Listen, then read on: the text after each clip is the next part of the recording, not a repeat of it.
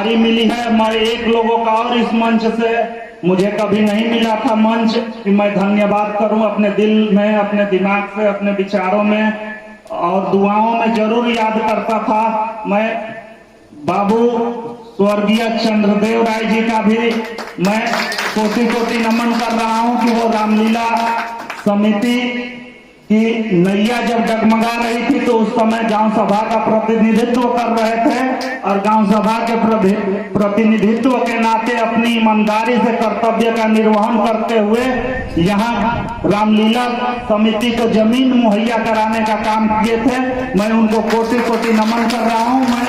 मैं धन्यवाद दे रहा हूँ कि ऐसे लोगों की जरूरत है जो गांव सभा के प्रतिनिधित्व,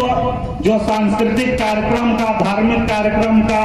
जो मदद करें, जो उसको बचाएं, जो अपनी संस्कृति को, जो संस्कार को, जो सभ्यता को,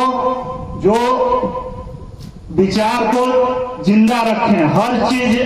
बसपा का एक इतिहास है, बसपा की एक संस्कृति है और यहाँ की संस्कृति स्वर्गीय शिवचरण राय मास्टर साहब